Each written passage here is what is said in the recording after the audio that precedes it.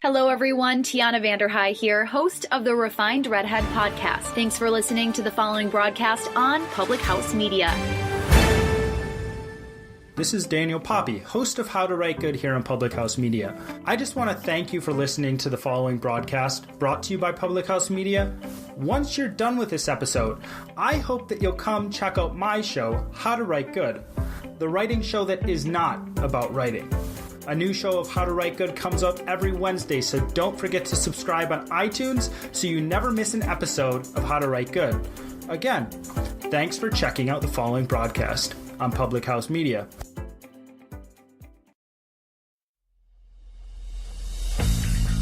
Throughout history, the course of sports has been shaped by one thing: the fans. From the moments you never dreamed of, has saved the USA's life in this World Cup.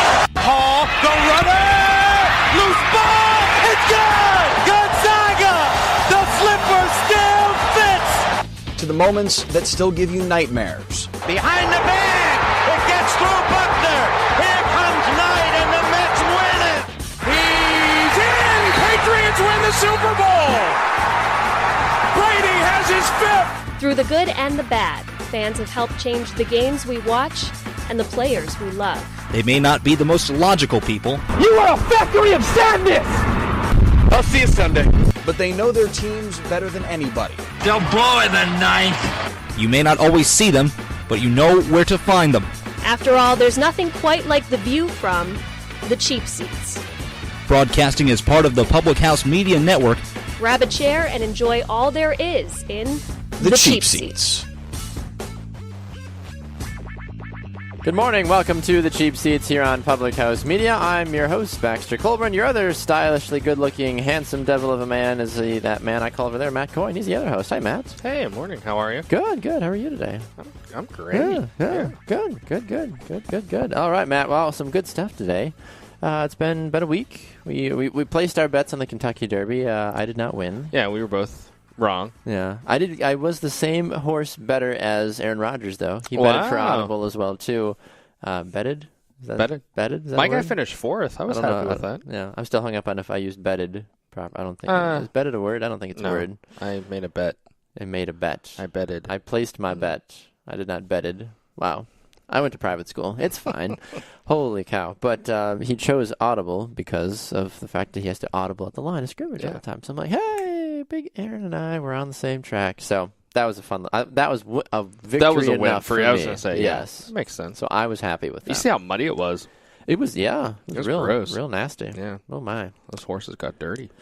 Indeed. Well, hey, you're running around like that. You're galloping through the dirt. You're going to get dirty, you know. Their moms are probably like, I told you not to run outside the mud. It's just crazy. Those people dress up so much and then it's like 2 just minutes. Downpours. I'm like, I know. You people, you spent probably hundreds of thousands of dollars likely to get there and do a thing. It's just money. That's, you know. For them, yeah. Right, yeah. We'll never understand what that means, but it's just money for them. You know, you just do what that is and you're on your way. But be that as it may, we still are excited because we've got some good stuff coming up for you today. The NHL playoffs have kind of settled down a little bit, and by settled down, I mean Matt can finally breathe. Not necessarily because he wants to, but because that's just how the cookie has officially crumbled. I apologize in advance for any words, phrases, or yinzering that may come from our man. He said yinzer. I did. That might come from Matt Coyne's lips. Anyway, quick reminders, of course, the show comes out Monday, Wednesday, Friday, not Monday through Friday. That'd be a surprise to me if that were the case. Monday, Wednesday, Friday, around 6 a.m. Central Time on Public House Media, on Apple Podcasts, and wherever you get your podcasts, iHeartRadio, iTunes, TuneIn Radio, all that fun jazz. So, yeah, with that being said, Matt, I got a new computer, so I don't have our official Quick Headlines music, so I've got some other fun music. Oh, yeah. So we can do a little jazz. I like this. Little this, little that. A little elevator music. It is, like... Exactly. You know, we're going to be dancing while we're doing this here. So, yeah. All right, quick headlines. Do you know who Tom Brady is? Never heard of the man. Never heard of the man? Yeah. Well, apparently neither has one of the most recognizable faces in all of baseball history, Ichiro Suzuki. Yeah. So, set the stage here for me. What the heck is going on? So, I guess he received a text from him, and Ichiro says, who is beep Brady? Some guy named Tom Brady. That just... I mean, how long have you been in America for, dude? Like, really? A long time. I really feel like that's... I mean, I don't know. Maybe he really does not know who this man is. And I guess I respect that, but that's hard to believe. That is hard. Regardless of your thoughts and opinions on Tom Brady, you're like, at least you know who Tom Brady is. And it actually says here on NFL.com that he's spent 17 years. You think this amount of exposure, he'd know who he is. So he's won a couple of Super Bowls in that time. Yeah. He's probably played in the same city as Ichiro at one point or another, with the fact that he's played for Seattle and a couple other places too. I mean, what do you? I don't know. I was a little surprised by that. So definitely, that was a good humbling moment, I think, for anybody to know. Yeah, that, I'm sure Tom Brady's like, not as big as I thought it was. Gotta work harder.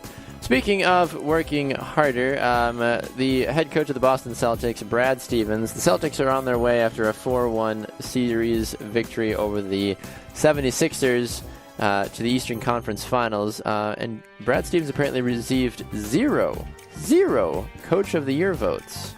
Agree or disagree with that as a proper representation of what he did this season?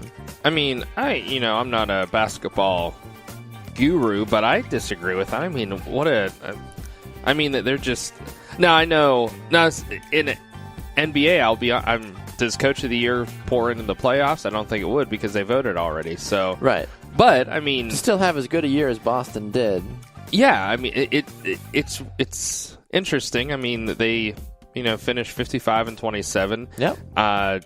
They had a good year. I feel like he's brought Boston kind of back. Obviously, he's brought them back to being relative again. Right. So exactly. So that was a surprise to me when I saw that. Yeah, I would agree with that as well too. I mean, you don't have Gordon Hayward, and then you've got Kyrie Irving, who's back and forth all season with injuries as well, and then you have these younger guys step up, Jason Tatum among others, that just this team starts to come out and say, okay, we're actually kind of a good team, and hey, they're a series away from going to the finals. Let's not forget that. This team hasn't lost. They're on their way. Yeah, it's interesting. It's all politics. Bless you. Thank you. Didn't want to sneeze on the microphone. Anyway, Toronto Raptors head coach Dwayne Casey did win the award based off of all 30 of the league's coaches. 8 coaches received votes, including Philly's Brett Brown, Houston's Mike D'Antoni, Indiana's Nate McMillan, San Antonio's Popovich, LA Clippers' Doc Rivers, Utah's Quinn Snyder, and Portland's Terry Stotts. So, there you have it. One other quick headline that I think we want to hit on before we jump out of here is the county board. Of course, we all have a good county board, right? Approves a deal for the Diamondbacks to leave Chase Field. They're looking at finding a new home by 2022, apparently, according to the Maricopa County Board of Supervisors. I've been to Chase Field. I've heard it's beautiful. It's nice. Yeah. I mean, I don't understand this. I feel like this last 7-10 years, it's like that's the big thing is the stadiums. I mean, these teams are leaving pretty nice stadiums for I don't understand why. So I don't know. I mean, it's an air-conditioned stadium. I mean, come on. I know. How do you air condition? But it's a dry heat, man. So it can't be that bad. Yeah. I mean, that's...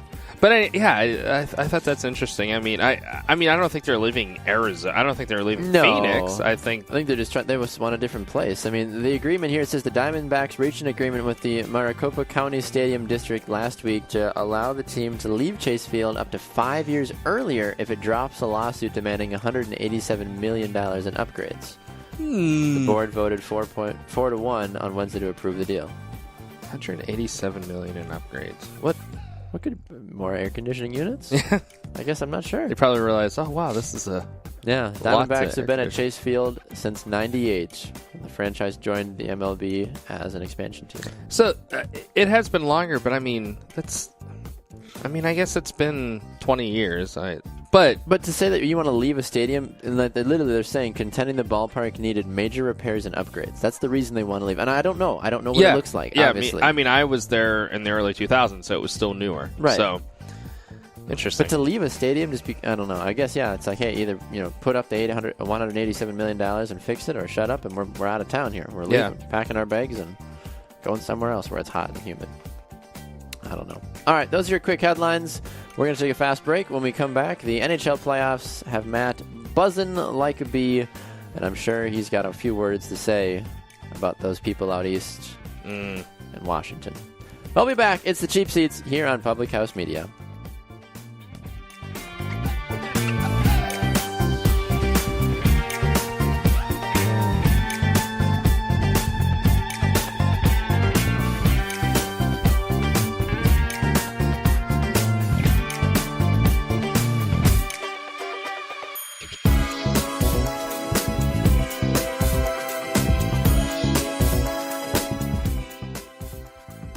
This is Ryan Pierce, host of Completely Serious here on Public House Media.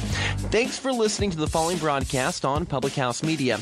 Once you're done with this episode, I hope you'll come check out my show, Completely Serious, where we talk about sports and have fun with great guests. Don't forget to subscribe on iTunes so you'll never miss an episode of Completely Serious. Thanks again for checking out the following broadcast on Public House Media.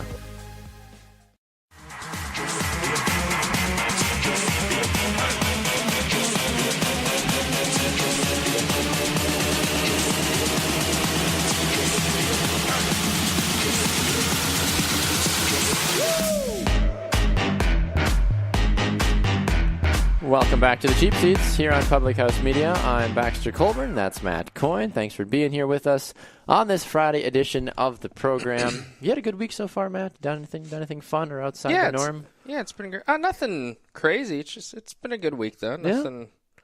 Yeah, nothing crazy. You were telling me off here you guys are getting ready to move soon. Yeah, that's gonna be exciting. Yeah, bigger house, bigger studio for the Cheap Seats. Yeah, here? Or what are you thinking? Yeah, we'll just it'll be the new Cheap Seats studio. I like it. Yeah. Appreciate that. Yeah, we're excited. It'll Coyne Manor. Yeah, the coin collection. Coin collection. We're adding to the purse there of our coins or something. I don't know. Yeah, so it's been fun. Anybody who's bought a home knows what happens with that. A lot of madness. A lot of madness. So yeah, it's been nice and that's good. And the weather, I'm like, well, today's rainy, but what will the weather? You sound like an old man talking about the weather. The weather, though. That's fine. Yeah, that's all good. So the NHL playoffs have provided some drama, some surefire drama for many folk. As of right now, do you want to deal with this right away, or do you want to ease into it? Oh no, let's just jump right into it. All right. So the other night, history was made.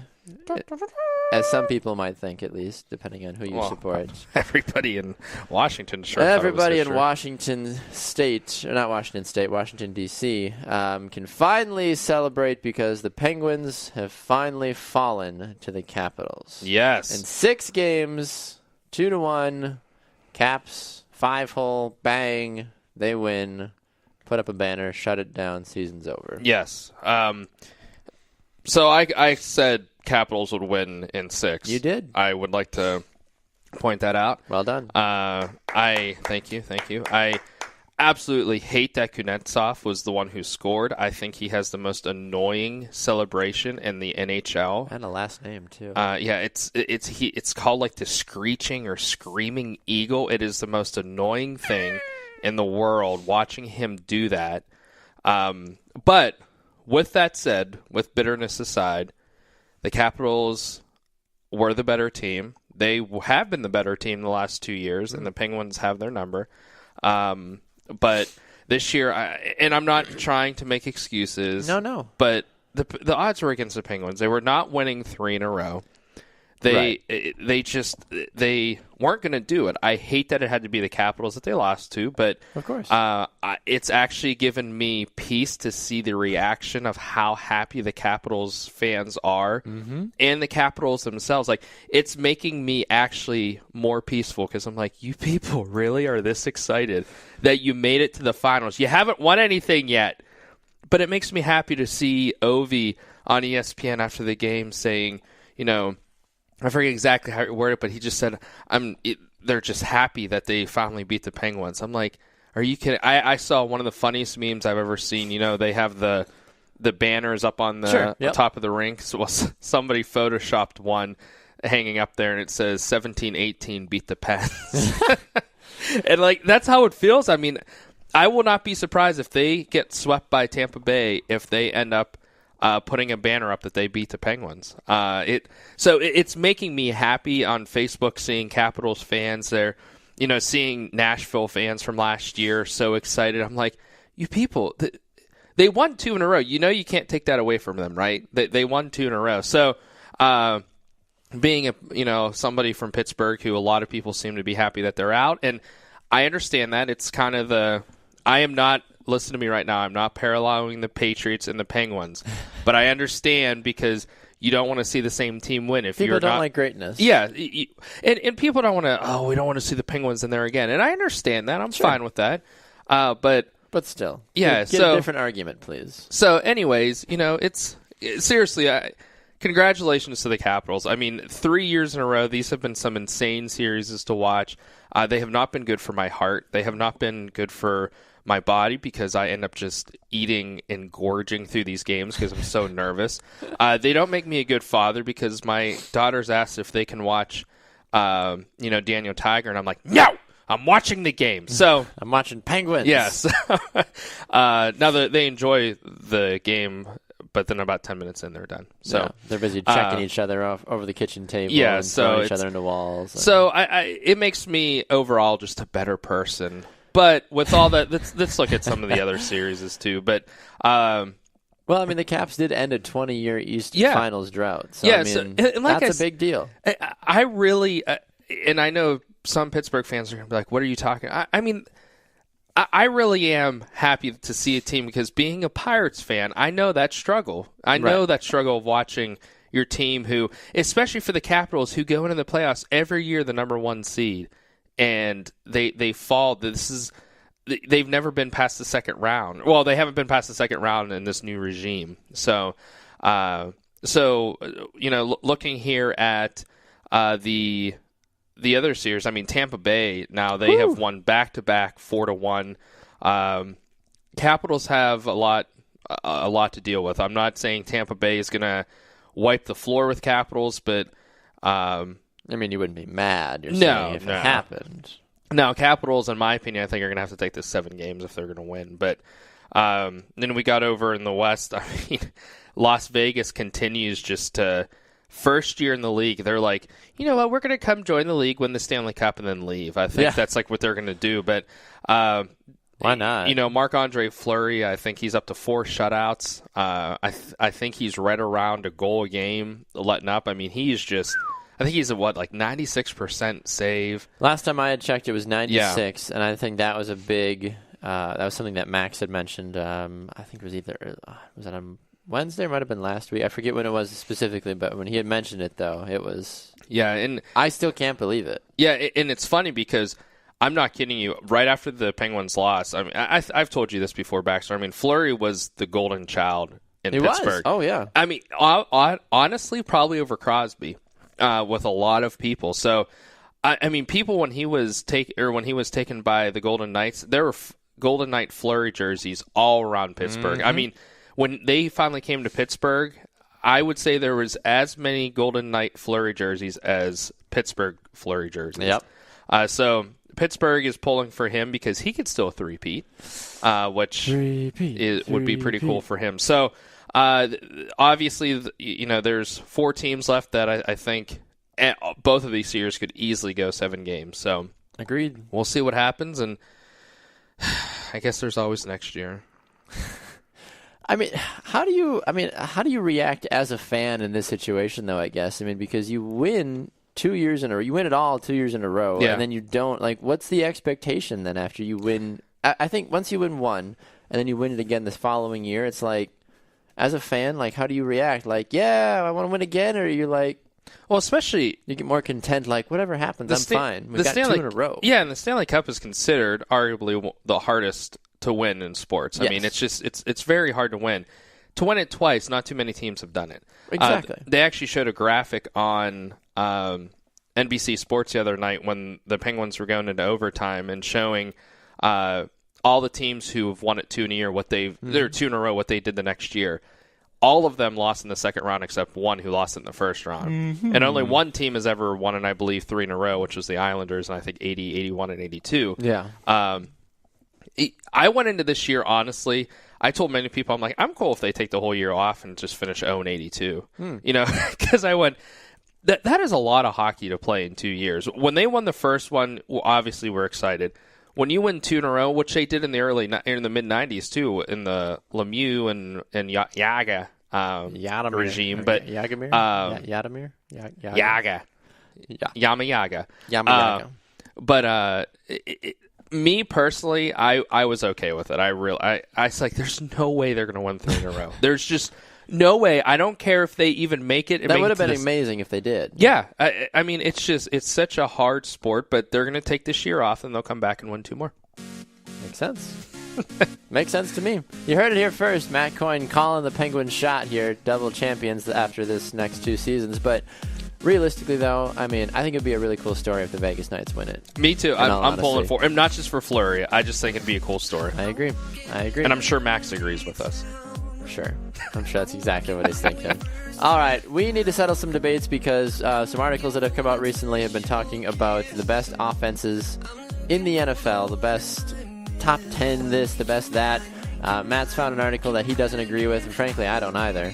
So we're going to try to reshift some things around. So we'll talk about that when we come back on the Cheap Seats. Stay with us, please.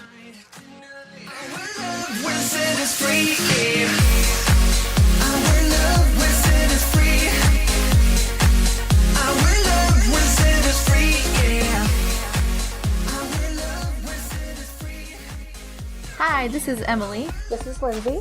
And this is Elizabeth, co-hosts of Beauties and Headcanons here on Public House Media. Thanks for listening to the following broadcast on Public House Media. Once you are done with this episode, we hope you'll come check out our show, Beauties and Headcanons, where we talk nerdy to you about fandoms, fan fiction, and all pop culture for nerds that you can think of.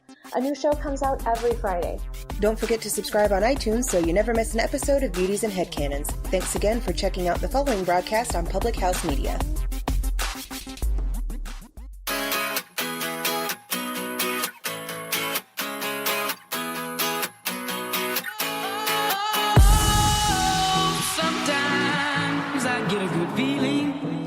Welcome back up in the Cheap Seats on Public House Media. I'm Baxter Colburn.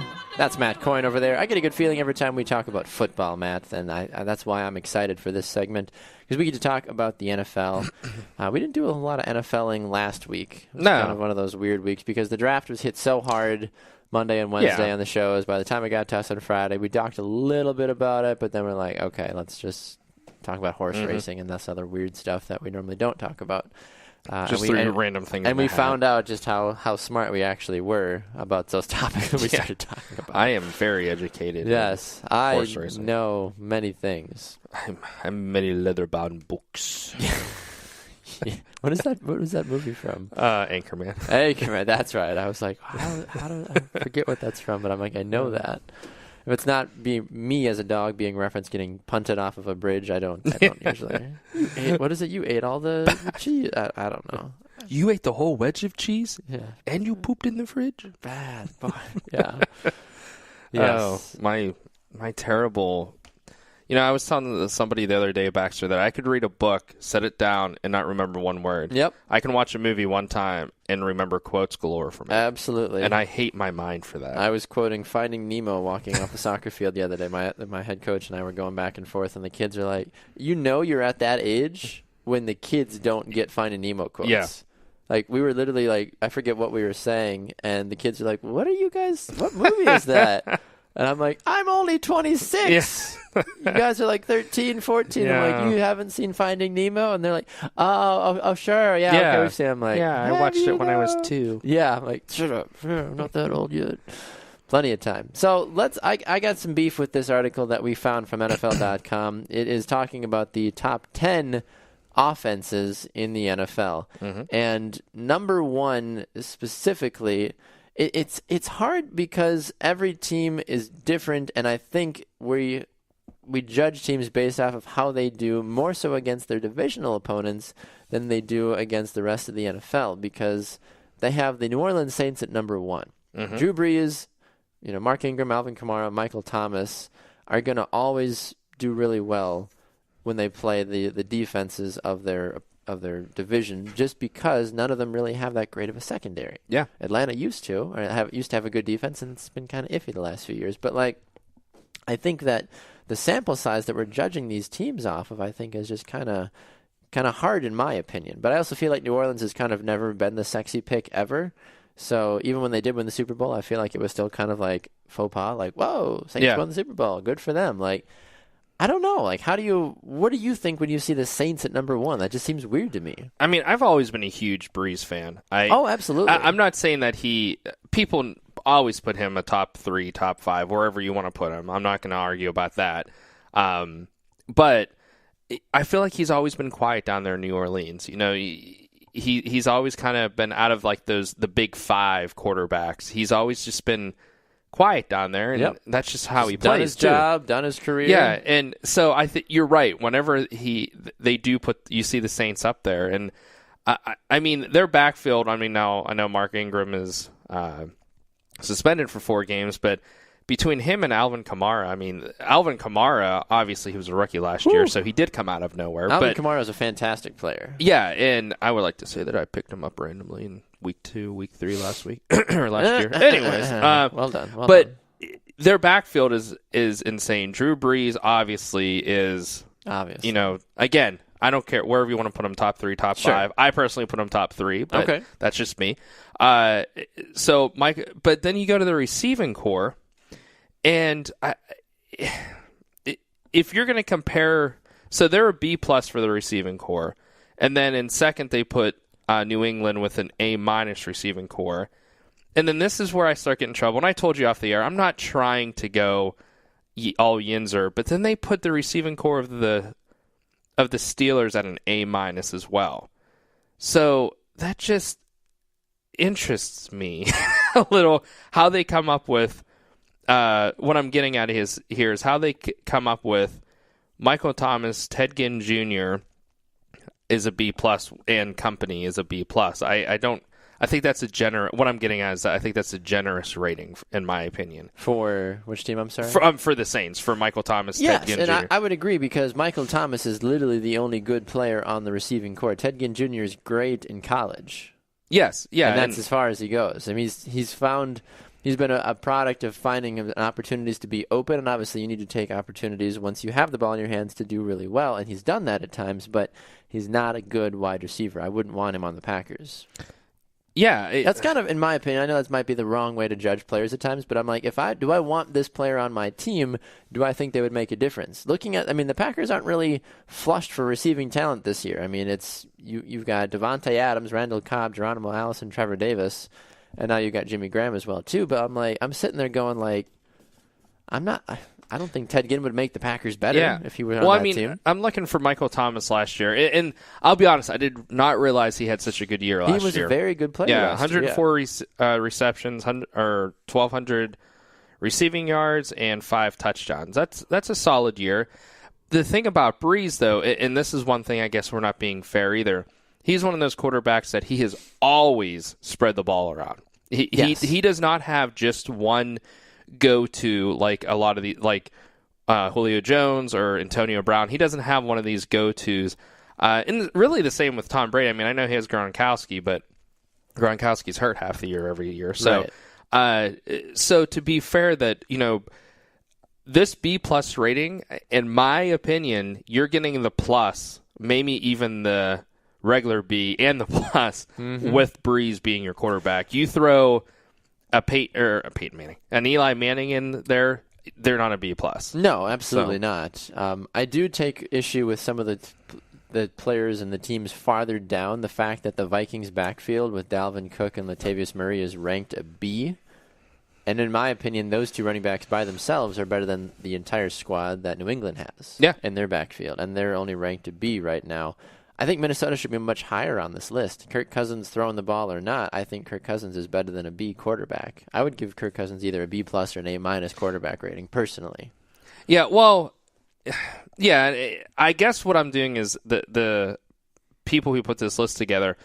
So what is? I'm sorry, I'm not up. I'm up high right now. What was the Vikings are 9 right now? Okay, and what did they put Cousins at? They gave They gave the quarterbacks a B. Yeah, and they gave their backfield a B as well. Because see, this rating is so weird to me. So you're putting Drew Brees at it. Now they're putting all their quarterbacks. So I don't know if that's. I'm sure. I think they're probably selecting like collectively. Yeah, but still. So they're Trevor putting Simeon's not a bad quarterback. Kirk Cousins at a B, and they're putting Drew Brees at an A-. I don't understand that. Well, then you've got the Eagles, Carson Wentz and Nick Foles, obviously at an A- as well, too, which makes sense. Obviously, Nick Foles won you the Super Bowl. Carson Wentz was an MVP candidate. So, I mean, yeah, you did something right, obviously, there if you're Philly. But, it's weird. This is a weird list to judge. So tell me this. Who would you put at 1? Would you put the Saints at 1, or would you put somebody else? For the best overall offensive players and overall offensive production, If I was picking one quarterback, one running back, one wide receiver, if I went Brees, Kamara, Michael Thomas, it's hard for me to say that Roethlisberger, Bell, and Brown, or whoever else, are better, just because Roethlisberger's not as good as Brees, in my opinion. Yeah, Does he work well with Bell and Brown? Absolutely, but I think if we were basing it solely off of one singular player and say there's a group of 3, yes, I think the Saints have the best 3 available. But if you're trying to go based off of the overall unit, then no, I don't think so. I think that the way that it's set up right now, I mean, I think you are looking at like an Atlanta, in all honesty. I mean, Matt Ryan, he's got a huge pay raise, Devonta Freeman and Tevin Coleman, and you got Julio Jones, Mohamed Sanu, and Calvin Ridley. I'm like, those are huge players. Like, Atlanta should be number 2, if not number 1 on my list. I agree. Excuse me. You're excused. Excuse me. I do also find it funny, that the Packers are given an A for their quarterbacks, and it's Rodgers, Brett Hundley, who couldn't win at Lambeau last year, and Deshaun Kaiser, who didn't win a game at all last year as the Brown starter. Yeah, well, and they have to be rating on this. You can't play the Aaron Rodgers effect if you're judging the whole group. Yeah, well, and the thing, I do agree. I think Atlanta is definitely higher. I think Atlanta's the best offense. Yeah, I think you put them above the Steelers, and I don't understand how. Here's the thing. So you have, I think New England is not at number 2, but then you say, well, Tom Brady. How many times have we said that? Well, yes. Tom Brady. And I understand that. You could put receiving core, you could put me and you on there. And Tom Brady on paper isn't sexy. Yeah, but he gets the job done. Right. And so I understand the Tom Brady effect you're automatically put up there. Yeah. But I don't understand, if you go position by position, I honestly think the Steelers have a better offense than New England. And but I think that had New England kept Brandon Cooks, this would be a different. Correct. I agree. Thought, I agree. And I mean, you have, and again, I don't want to be a Yunger, but you got the backfield. You have the best running back in the league, Le'Veon Bell. Yes. And you have, in my opinion, one of the top 2 wide receivers in the league in Antonio Brown. That's, out of the big 3, if you will, you have the best in one of them and 1A or 1B in the other one. Yes. I don't understand how you put New England above. And yes, Brady is better than Roethlisberger, but is he that much better than Roethlisberger that you put New England above, even though Pittsburgh has the best running back and 1A or 1B in wide receivers? Am I making sense when I'm saying you that? Are. No, absolutely you are. So yeah, this whole scenario, and that's the thing. That's why people, I think, do these lists more so for people like us to sit and hear us as fans and say, okay, like I've got issue with this. Like it makes way more sense to me because of that. But I think they were generous with Green Bay being at number 6, honestly. I think that Philly and LA have better overall packages, and they should have jumped over. Even Minnesota, in all honesty. So Green Bay's got the Aaron Rodgers effect, kind of like the New England effect with Brady as well, too.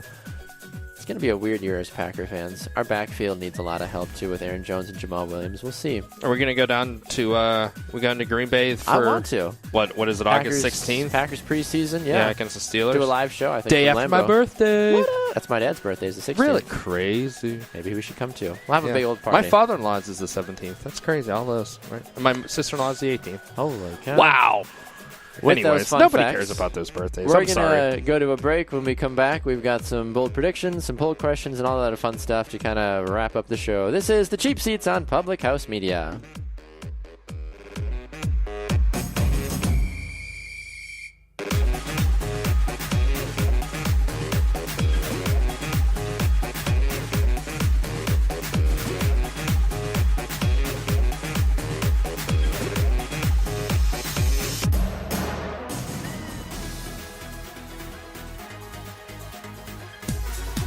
I'm the Greg. And I am Dave Show. We host the Greg and Dave Show on Public House Media. Thanks for listening to the following broadcast on Public House Media. Once you're done with this episode, I hope you'll come check out our show, The Greg and Dave Show, where we talk about strange, bizarre, and sometimes just downright quirky news stories that you may not have heard about. A new show comes out every Wednesday. Be sure to subscribe on iTunes. And hey, thanks for listening to the following broadcast on Public House Media.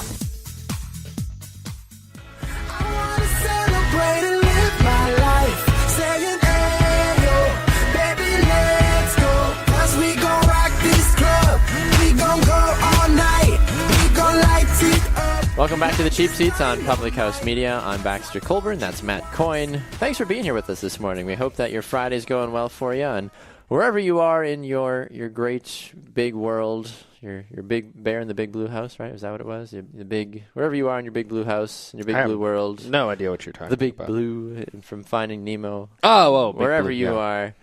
Hope big you're having blue a good house. one. I don't know what you're talking about. Yeah, he's a brick house. Fun fact, this news just broke a little bit ago here on, as you guys know, we do the show recordings on Thursdays. Big news, so this will be relevant by the time it comes up, at least for soccer fans. Wayne Rooney, do you know the name Wayne Rooney? Yeah. From England. He has just agreed to a $16.2 million contract to come play here in the United States for DC United. Wow. So, big, huge move. Rooney in his mid-30s. We'll see how much he's got in the tank, but MLS becoming a little bit more of a hot destination for players. Yeah, so we'll see. Yeah, that's great. I mean, trying to get, what's that game? Soccer. Is that what that is? It's ironic, too, because at this moment, DC United they're tied for the worst record in MLS. Well, at least they'll get them fans. Actually, they have the worst record in MLS right now. They'll get them fans, at least. It's true. So that'll at least, fill up the stadium. But when you are, 1-4-2, I mean, you've played 7 games. Yeah. How many do they play in a season? 34. Oh, so it's still miles to go. Oh, okay. Miles to go. So they only have 5 total points on the season. The leaders in the East, Atlanta, have 22. So bit of a gap. But you have to get within the top 6 to get into the playoffs. So it's still plenty of time. Do you take issue with that? If you didn't know, if I said, hey, you get to play in a league where there's top 6 teams from each conference go in, and there's only 11 teams in each. There's 11 teams in the East, and there's 12 in the West. So I mean, half the teams of each conference make it to the playoffs. That's interesting. Well, some of the sports, I mean, almost half of them make it. Is it really? No, not. Yeah, yeah. Because look at the NFL only has 8. Yeah, but NBA has 16. Not 8. I guess the NBA. How much does the NFL have? NFL has 12. 12. NBA has 16. So that's which is way too many. So no, I don't have a. I don't know. Yes and no. I mean, you look. I feel like you need to deserve to get to the playoffs. I agree. Yeah, some of these teams, I mean, there's been teams that have made the playoffs with losing records before, and I'm just like, I don't understand that. What are we doing? Well, was it like 4 or 5 years ago that the team who won the NFC West, I believe it was, they had a 7-9 record. Oh yeah, that was just the year that was just atrocious. Yeah, it was just a terrible, terrible year. It was just terrible, just terrible. Anyway, you've got some interesting thoughts for poll questions this week. I do. I like them. My idea. Don't you? I'm sorry, I accidentally closed out. Do you know where you are? Yes, sorry, I accidentally closed out my thing because I. Is it done with the show? There we go. You're going to get on your way here? You can go if you need to go. It's fine. So the poll questions, well, this was your idea, the batting out of order. True. Or hidden ball trick. I like that. I like that one. So for those of you who don't know that the Mets batted out of order the other day. Whoops. Which, how do you do that? in the major leagues, how do you bat out of order? That is just baffling to me. How you can bat out of order in the major league. How baffled I am. Right you now. have like 5 coaches on the bench, and not one was like, "Hey, buddy, you're not up, little guy." You know, like that's something I would see in T-ball. Yeah, that's just. The other thing is, I'm sorry, I guess I'm really upset about this. Yes, so you bat in the same order almost every single game. For them, I know there's switches, but like you don't go up there and now I know again this is the first inning, so maybe manager switched it up or something like that. So, but it's the first inning. You think the scorecard is empty, it's blank. Yeah. How do you miss? So what is more embarrassing, that or the hidden ball trick? I like that one. That's a lot. A great one. Yeah. So. I think batting out of order is more embarrassing. Yeah. Hidden ball trick, there's a lot of things going on for you to keep that in mind, to know where the ball is, and like, oop, you're out. Like, yeah. That's hard. And that's a trick, too. That's impressive. Cheeky. So, yeah, so we have that one, and I like that one. I think that's interesting. Mm-hmm. Unless you had another idea. No, well, I mean, the other one that you had that was listed, the more competitive series, Rockets, Warriors, or Cavs, Celtics. I think I like the other one better personally. Well, do that one. Yeah. Hey, no, I'm saying I'm liking your you said. Oh, gotcha. Yes, so we're gonna go with that as our poll question. Those are good series, though. Rockets, Warriors, Cavs. Bold prediction. Celtics. Who do you got doing what? All right, so I got 2 here. Okay, I'm gonna do 2. You ready? Let's go. There will be a perfect game pitched this weekend. We've been close. And yeah, we had a no hitter, but there will be a perfect game this weekend, and the Warriors and Cavs will go undefeated before the next time we meet. They will not lose a game, both of them. Interesting. That's right, Warriors I'm picking, even though the Rockets are considered a better team. Interesting. Okay. For me, I think that yeah, those are both really good ones. I think before we come back next Friday as a bold prediction, I think Tom Brady sends Ichiro a jersey. Oh, that's a good signed one. Jersey. I like that one. Says, hey, bud. Here I now am. You know me. Here's take one of my 5 rings. Yes. Just as a sign, as a token. Ichiro's never won the World Series, right? No. That I don't believe so, unless he was playing randomly for a team. He'll be a first ballot Hall of Famer, though. Yeah. All right, well, those are that's my prediction. Tom Brady's going to send off Big Ichiro a jersey and be like, hey, buddy, sorry you don't know who I am. Here's a cool jersey now. That might be a fun running gag now. Who knows? Maybe somebody, one of Ichiro's PR people, is actually like a Giants fan or something. Like, can you knock him down a couple pegs? That'd be funny. All right, with that being said, a big thanks to all of you that stuck around and listened and just enjoyed being a fan with us today on the Cheap Seats. As we always do, we tell you that the show is provided by Public House Media. Thanks to them. The show comes out Monday, Wednesday, and Friday at 6 a.m. Central Time, so please subscribe on Apple Podcasts. Leave us a review if you're so inclined as well. And most importantly, enjoy the wonderful weekend as we get ready for some more excitement in the sports world. And until Monday, when Christian and John are back, we'll see you next time. For Matt Coyne, I'm Baxter Colburn. Thanks for listening to the Cheap Seats.